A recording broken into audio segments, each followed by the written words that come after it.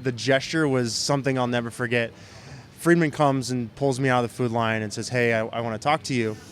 And Russ stops him and he's like, I swear to God, if you send him down, I'm going to march into your office and lay my jersey on the desk and I'm going home.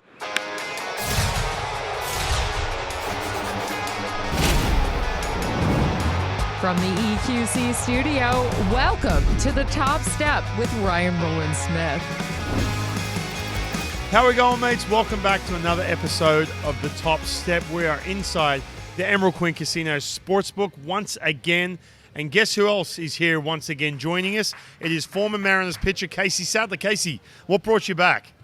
Just had an amazing time last time. That's right. A lot of fun talking baseball. I didn't have to beg you to come back. By the way, too, we're inside the EQC Sportsbook. We got a chance to hang out here after we recorded the episode last week. I got to say, they got a lot going on. But by the way, this is what is happening at the Emeral Queen Casino this week. Lucky Fall Lottery, their most popular promotion, is bringing the luck Wednesdays in August. Match 3 numbers to win free play. Match 4 numbers to win $5,000 cash. Fridays and Saturdays, join the party with great music at Slahal's Rooftop Remix, 8 p.m. to 1 a.m. I know Casey's probably going to be there tonight. You got to be here for it. Emeral Queen Casino, the entertainment capital of the Northwest. All right, so let's get into it. We always kick the show off with the top trends. All right, Casey Sadler, I want to show you these numbers because they are ridiculous. These stats are brought to you by ilovebaseball.org. Go to ilovebaseball.org, see the amazing things they are doing for young Dominican baseball players. Check out Paul Skeens' numbers, right? You with the Pittsburgh Pirates, you know what this guy is all about. You got a chance to watch him. How dominant is Paul Skeens? You played just recently. Have you seen anyone like this in the last couple of years? I haven't. I think he's the best pitcher in baseball. I think with the stuff that he has, with the movement that he has, with the longevity that he can, go deep in these games. It was really cool to see him get into the 9th inning the other night. It just is amazing to watch. Yeah, I love the fact that you mentioned getting into the 9th inning. Now, we tried to come up with, okay, is there one pitcher with the Mariners that you can compare him to? I think the Mariners have such a good rotation, but there's no one in baseball who compares to this, right? No, I don't think so. I think he's in a league of his own. I think he is a pinnacle of what an organization would want a starting pitcher to be like.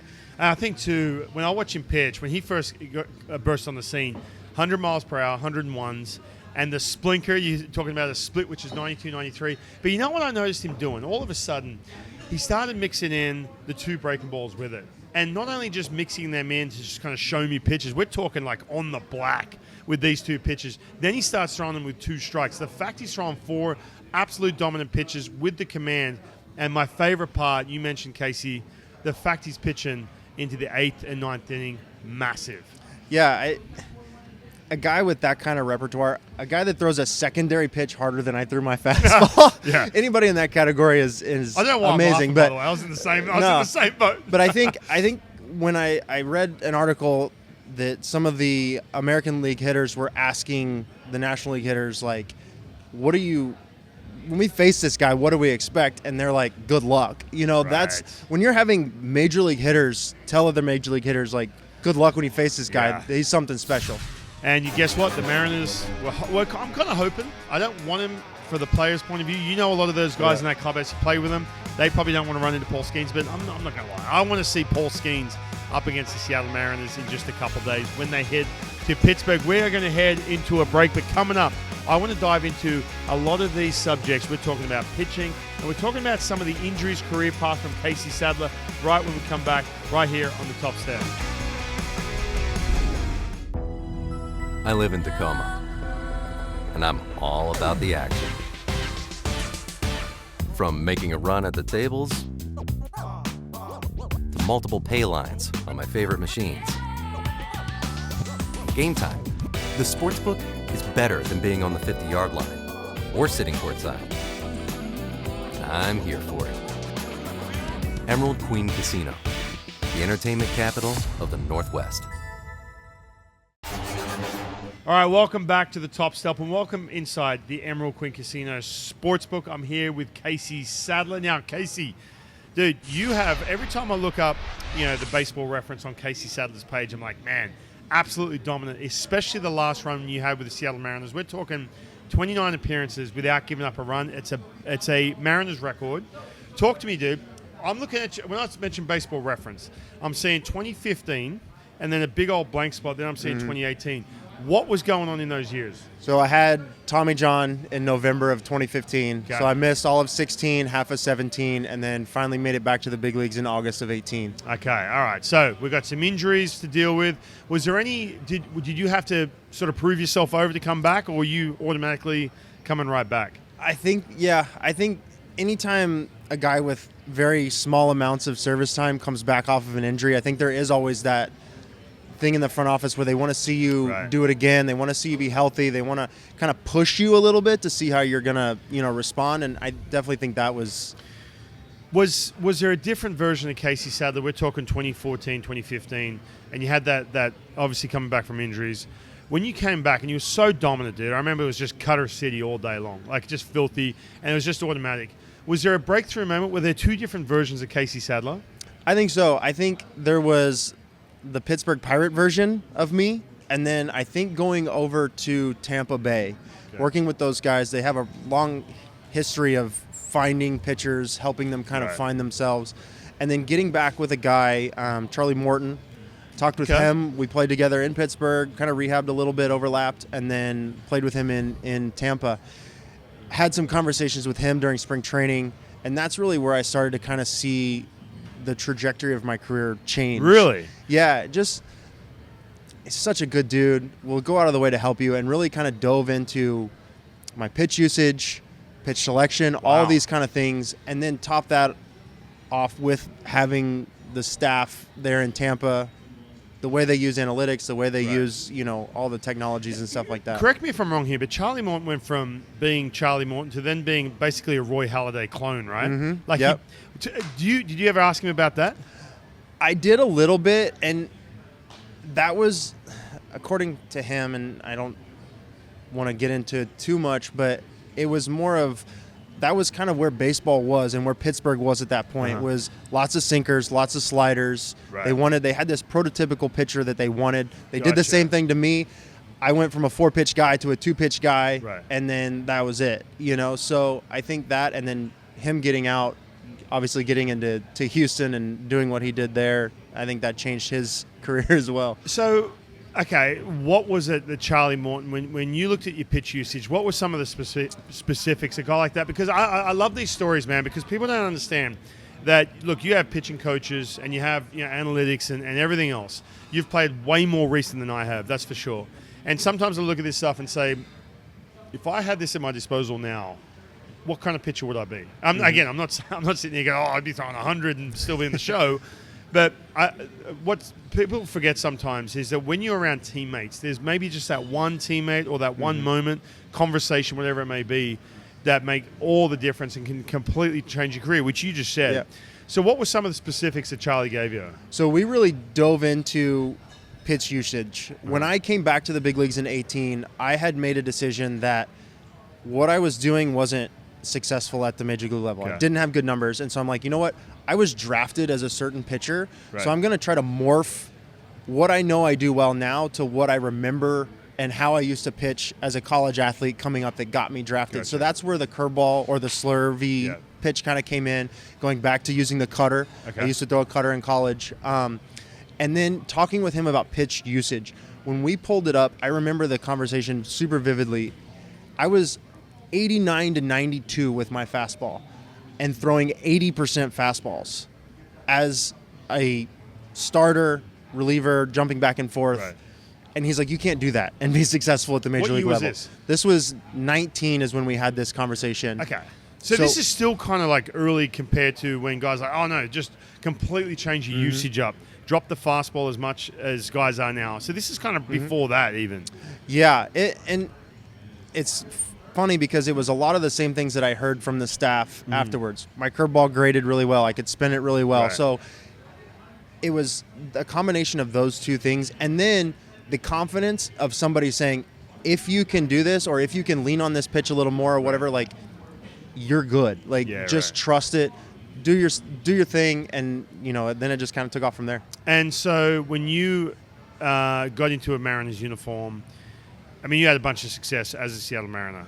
at that point we like dialed in, I know exactly what makes me good? Or was there a conversation once you got with the Mariners that you had with the front office or Pete Woodworth or a pitching coach or whatever, whoever? Yeah, I think it was a confidence thing. COVID was really hard for me. That season in Chicago was really hard. Was dealing with some family things with our daughter. Right. Couldn't really focus, kind of got away from who I was and what was important to me, like wasn't baseball at that point, you know? And then getting to come home, getting to bring my family to our home here in Seattle and play for the Mariners, and then to have it reiterated from Pete. The first conversation I had with him when we were playing catch when I got here was, he was like, let go of the stuff in Chicago and remember that you're really good. Right. And I think that's the thing that sometimes pitchers might not remember, because the game can crush you at certain points. Right. You know, it's like, we're really good. And if I trust that I'm really good and I trust my stuff and I trust the process, then I'm going to be okay. You know, I've had Taylor Saucedo on the show, and he said that him and Trent Thornton both came from a different organization, and they walked out of these meetings, whether it be with Pete Woodworth or whoever, 40-minute meeting, just going over what they do well, and a very similar conversation. But Trent said to Taylor, he was like, "Have we ever had that? Have you ever had that conversation? Like, have you ever?" And he goes, "No, I never have." Which is amazing. People don't understand. Like, people, think that like that just goes on in every organization. But from what I hear, man, like Woody and co have such a good job of bringing out the best in these guys. Yeah, it really is on a whole nother level. Being fortunate to play with multiple organizations, I would put them in a category with the Dodgers, with the Rays, as far as how they use their analytic information from a pitching standpoint. But that being said, there is a way that they deliver that information that resonates with the player. Because you can give a guy all the information you want to give him, but if he can't retain it and he can't go, okay, this is how I can use it on the mound, you can't really do anything with that. And they're really good at that. And they're really good at their scouting reports and kind of navigating guys and how to use those. And hats off to that crew. All right, we've got more. Okay, Casey, I want to ask you about some of these current Mariners that you know because you were their teammates. Right when we come back, right here on the Top Step. All right, welcome back inside the Emeral Queen Casino Sportsbook. Welcome back to the Top Step. We have got the San Juan Seltzer interview with Casey Sadler, who has been in the clubhouse much more recently. In the clubhouse, by the way, with some of the current Mariners. We're in the middle of August, right? Trade deadline's been and gone. Some people have moved on, moved around. What kind of clubhouse do they have with the Mariners, based off the relationship you've had with some of the current players? I think it's a good clubhouse. I think it's a clubhouse that wants to make sure that everyone is having a good time, but they also understand the importance of hard work. Guys are always working. They're in and out of the cages. They're in the weight room, stuff like that. So very fun clubhouse to be a part of. Is Cal Rawley, you were there in 2021, watching him the way he's evolved as kind of like that team leader, matured. Is that something you could see going back to your last time with the Seattle Mariners being around him? Yeah, really. And for me, he caught me a few times in 21, but it seemed like Murph was always in there a lot when I was there.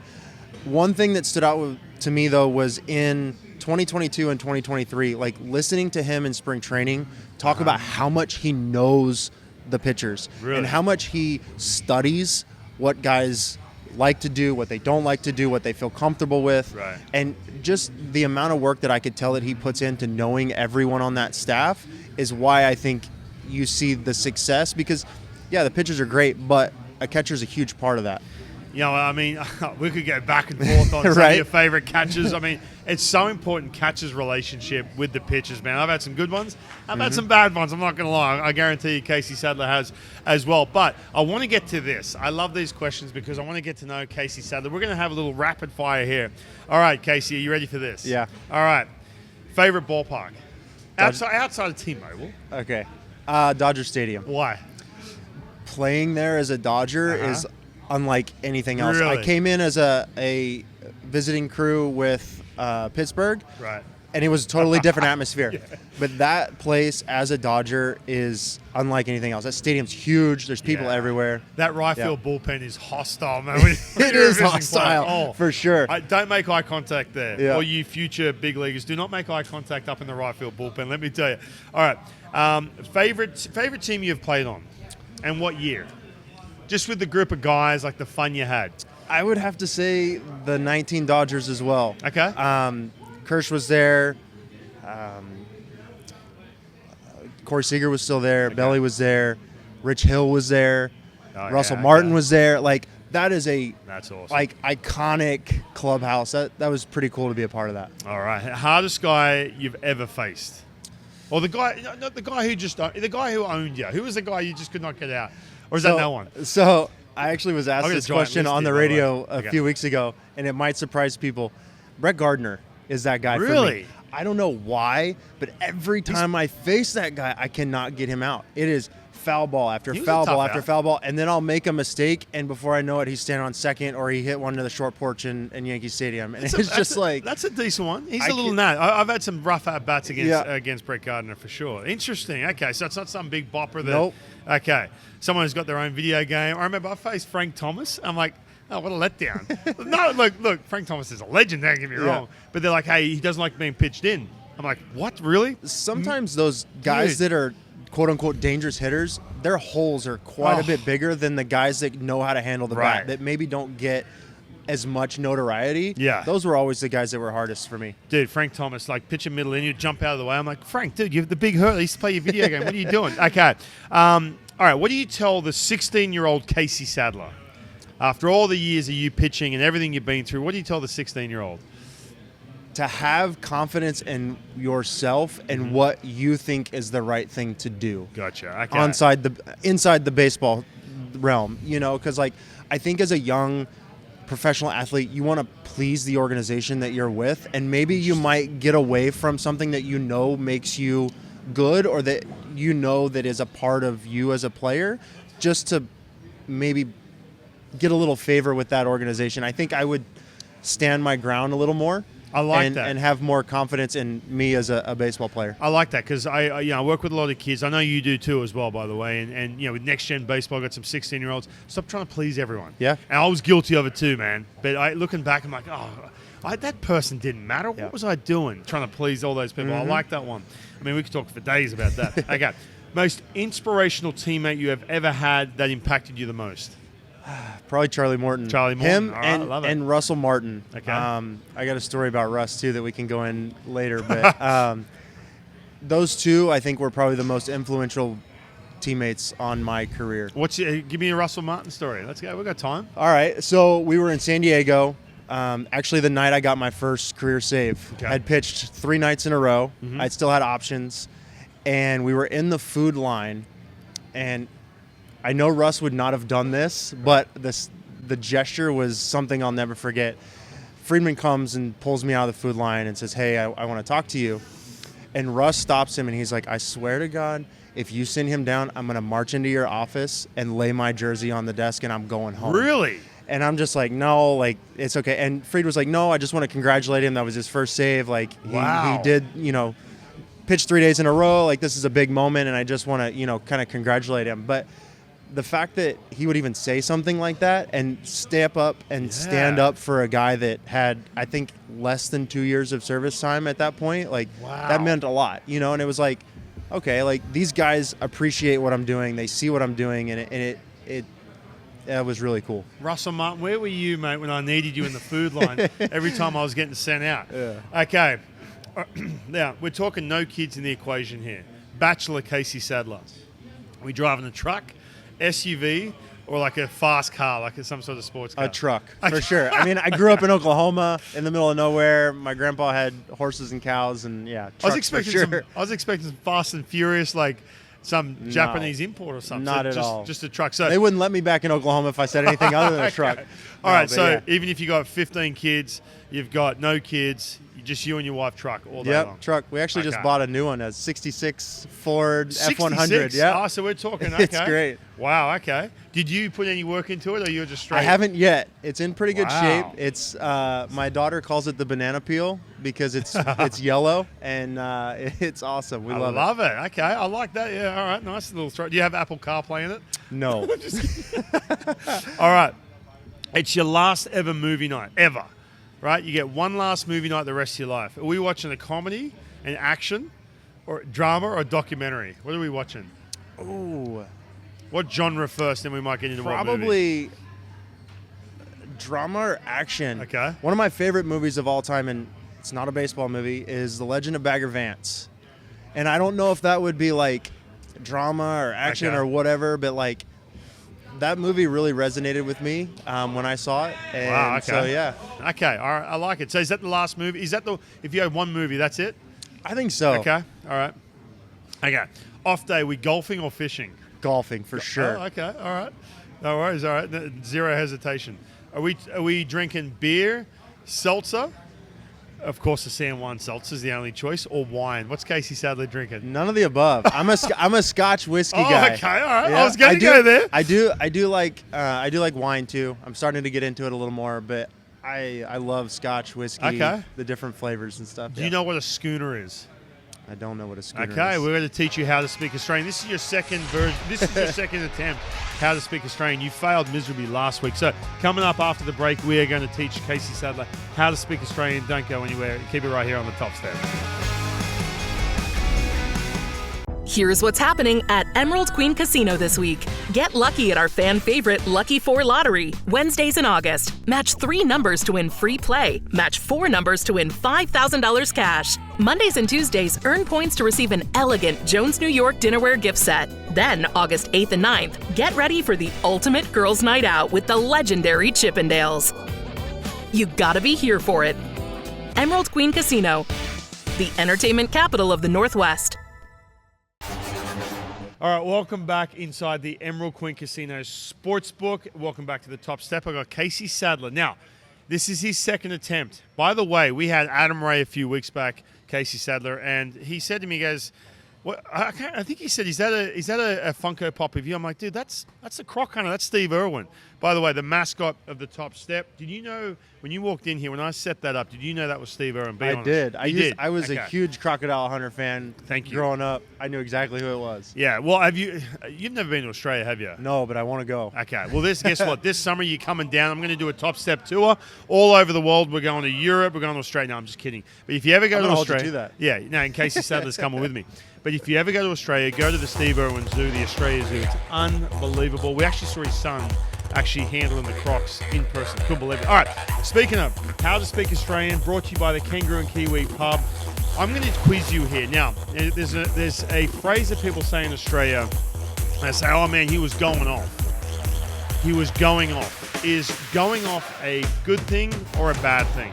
If I said, "Oh man, Casey Sadler was pitching," man, he was going off. He had 3, I don't want to say scoreless innings or giving up a 3 spot. Is going off a good thing or a bad thing? I feel like this is a trick question. I feel like it could be like going off the rocker and like going crazy. There's one version, but we're talking about this one, Australian side all the time. I think it's going to be a good thing. Okay, all right. Now, I'm not going to give you the answer, but here's why. If you want to have a crack at it, go to @TheTopStepTV on Instagram or Twitter, #TTSMate, and you can have a chance to win. By the way, we are going to be filming a show at the Kangaroo and Kiwi later on as the season wraps up in the month of September. All right, Casey, that's all the time we have. I appreciate it, man. You've hung in for a couple of weeks. It's been fun. We want you back, mate. Whenever you want to come back, we'll have you back. Thanks for having me. I enjoyed it. Yeah, it has been a lot of fun having you. It's been a lot of fun being here at the Emeral Queen Casino Sportsbook. Don't forget, go to YouTube @TheTopStepTV. You can go like, subscribe, go check out all the former episodes, all the uncut interviews, just like with Casey Sadler. We sat here for a good hour, by the way, so there's plenty to catch over at YouTube, and we'll see you next week right here on the Top Step.